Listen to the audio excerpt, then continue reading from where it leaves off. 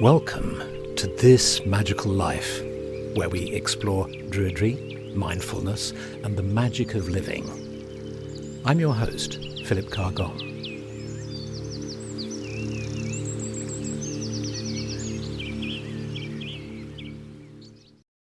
Hello, everybody. Hello, everybody. Lovely to see you here. Okay, so I hope you're well. And what I wanted to talk about was is delicious emptiness. I was sitting here, I was just going into a meditation, just tuning in to what to talk about this evening and where our meditation should take us. And I had this very beautiful feeling of what came to me as delicious emptiness. So it's that feeling of being empty in a good way.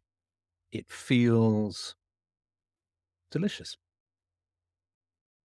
And then I thought, what's the difference between delicious emptiness and scary emptiness? Because emptiness can also be a frightening feeling, a scary feeling. So I don't know if this speaks to you, whether you've had experiences of scary emptiness, whether you've had experiences of delicious emptiness, to what degree you feel you can control that feeling. Does it just come to us?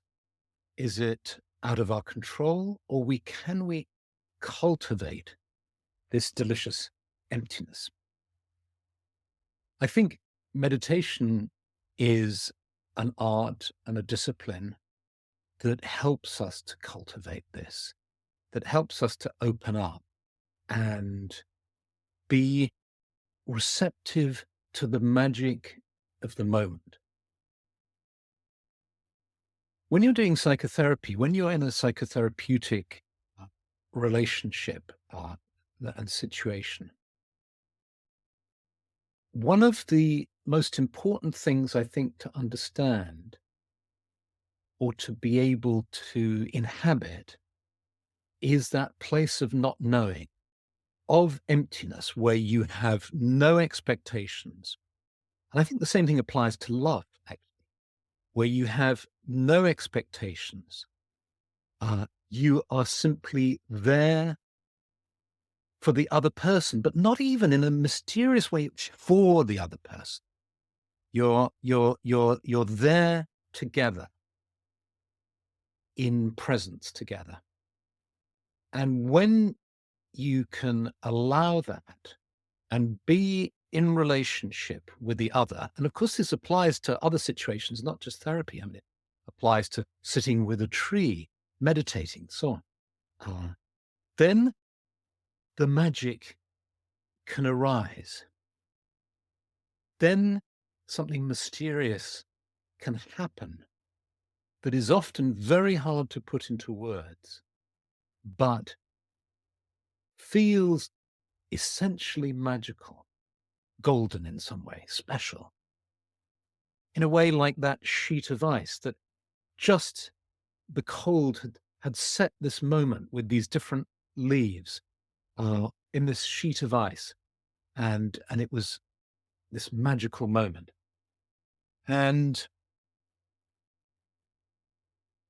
one of the ways I think that we can cultivate this delicious emptiness, which is paradoxically far from empty when you allow it to be empty, is through trust, through patience, through meditation,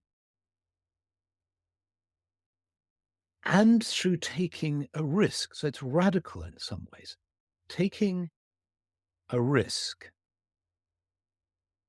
And by that, I mean the risk that nothing may arise. There may be no magic.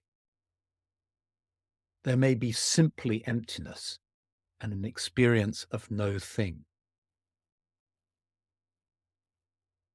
But I think it's no coincidence that the sacred well and the Holy Grail, or the chalice, the cauldron, are such central symbols in Druidry,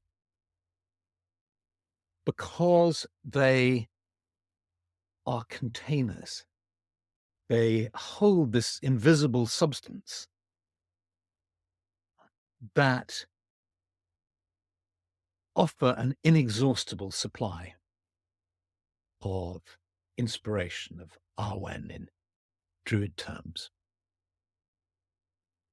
And this is why it's said that if you're a bard and you train as a bard, you learn how to drink from the cauldron, and that the cauldron will feed you with an endless supply of stories.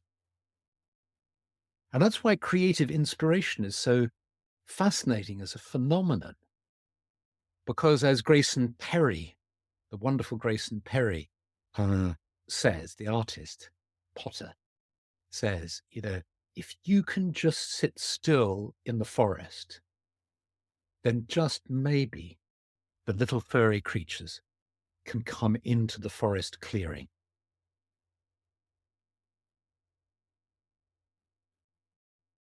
And of course, the trick is to even be free of the clinging to or the desire for the creatures to come into the forest. So as you sit in meditation, as you sit in a spirit of openness and delicious nothingness, you're free even of that desire and that expectation that you're going to get something. And then if you're still, up bubbles the inspiration.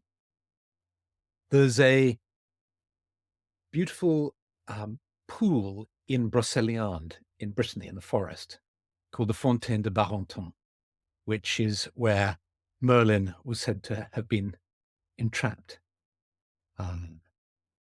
by the Fae Morgana. Is it Morgana? Vivian. I can't remember. It's just gone out of my mind.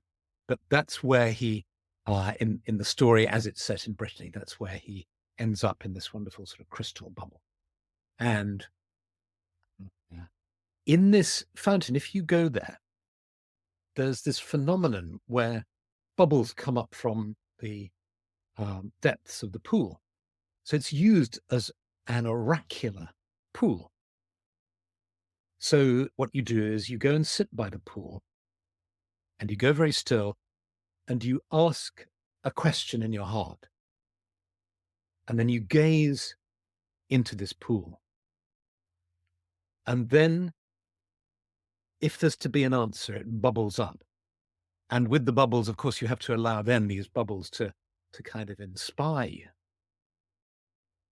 But that makes me think of the two things.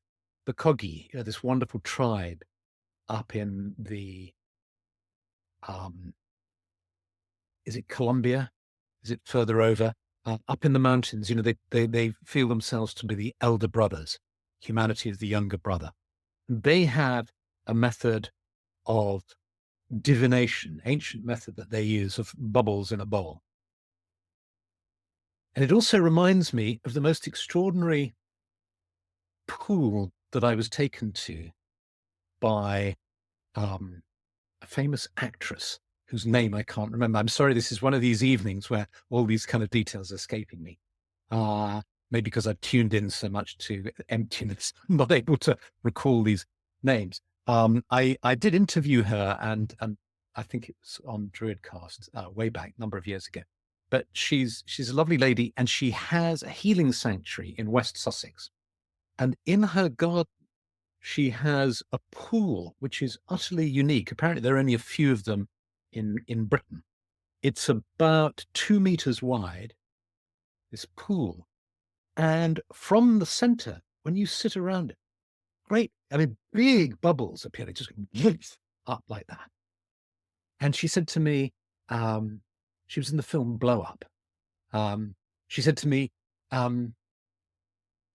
this is a healing, living being, this pool. And look, it speaks to me. And in that wonderful way that actors can do, she said, darling, I love you. Darling, I love you. And then these bubbles immediately started appearing in the water. this wonderful interaction between this phenomenon of nature and the actress.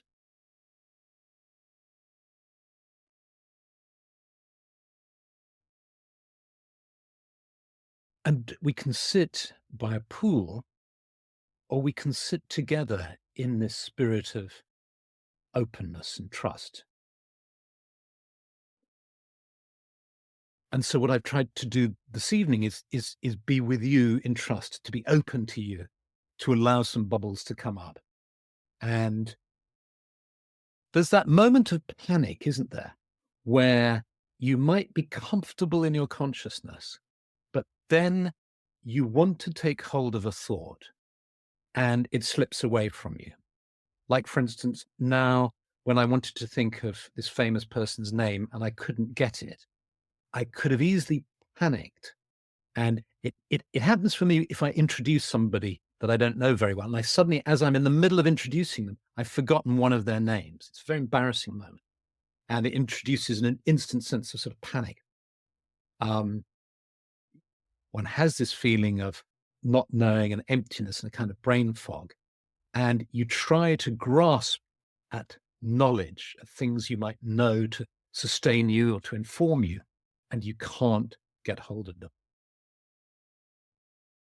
This reminds me of working on a project for a seminar about a method that we use in sophrology called the Seven Valleys. And it's preparation for a peaceful and a thoughtful death. And you go through 7 stages, essentially, in a state of deep relaxation. And in this deep relaxation, you're taken on a journey through 7 valleys. It's very beautiful, based on a very early Sufi text. And the first valley is the valley of knowledge. And in that, you allow yourself to distinguish between the knower and the known. So, in other words, you place your trust on your consciousness, the mirror of your consciousness, the reality of your consciousness, the experience of your consciousness, however foggy or indistinct, but on you as knower, as opposed to the contents that the knower has, the contents of consciousness. And this is a big shift if you can make it. If you can separate out knower from known, it's a huge step forward. Because as we go through life, we try to take hold of the known to build a body of knowledge, to, to grow, to change, to be of value in the world, to be able to accomplish things, and so on. Uh, but we make a mistake, I think, when we confuse that with who we are, because we know that the more knowledge we acquire, often the more contradictory knowledge we acquire as well. And if you study any topic in detail, you find this interesting paradoxical situation arises, whereby the more you know about something, the more you realize that the less you know about it, because there are arguments and counter arguments and subtleties and nuances and so on. And so the first stage in this process is just allowing oneself to not know. And we're in an extraordinary extended period collectively as humanity of being in a state of not knowing. Somebody likened it the other day to me as being in the interuterine state, where we're being cared for, but we don't know how to get out, and we don't know when we're going to be able to get out, to be born again into the world. So let's sit here now together. I wonder if we can do that. We're all over the world, and the thing about welcoming emptiness is when we have a container. So I mentioned that story of the potter and artist saying, if we can sit still in the clearing in the forest, inspiration can come in the form of furry animals, in his analogy. And of course, that's why we use the sacred grove in the Druid tradition, we use this image of essentially emptiness, because what is a clearing if not emptiness in something that is full of trees? And then you have emptiness. So we sit in this place of emptiness, but it's delineated by the trees. And we come into this clearing together. It's a nice big clearing. And we can imagine ourselves perhaps holding hands together in this circle, as we would in a Druid ceremony. And in Druid ceremonies, we come together and we hold hands, and there's a magical moment where you feel the presence of the circle. You feel the presence of the container that is this circle. And you could say that it's empty, because what is that? There's just space. There's a bunch of hands all connected up, the space. But you can feel that it's incredibly fertile. It's it's magical.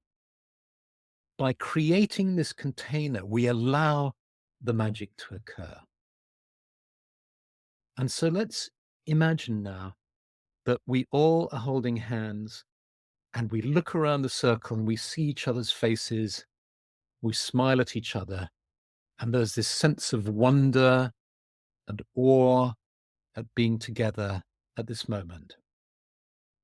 And we sense the earth beneath us, the trees around us, and we can smell the trees, the wonderful smell of the trees and their presence. And we sense that our circle is bigger. There's the circle of our brothers and sisters, the trees around us. And we breathe in deeply, and the energy of the sky flows into us and into our circle. And we become aware of the earth, and we feel our love for the earth. And let's now just imagine that you're sitting down on the earth, letting go of the hands to either side of you, and just putting your hands on the earth. Just feeling our love for the earth, not forcing it, it's no effort. You know, the way true love just flows. It's like you're not making it flow. It just is. It's just flowing like a river.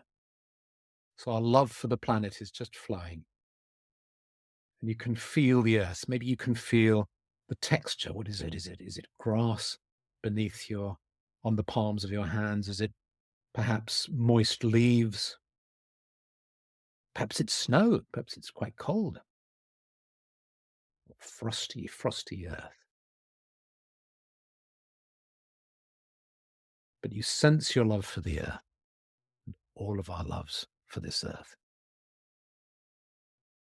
And we ask that this earth, this planet, might be preserved and protected. May this earth, this planet, be blessed. May all of us as humanity, as humankind, awaken to the reality that life is precious, that the earth is beautiful, and that we should seek to respect it, to preserve it, to protect it, for the good of all beings, for the good of our children and our grandchildren.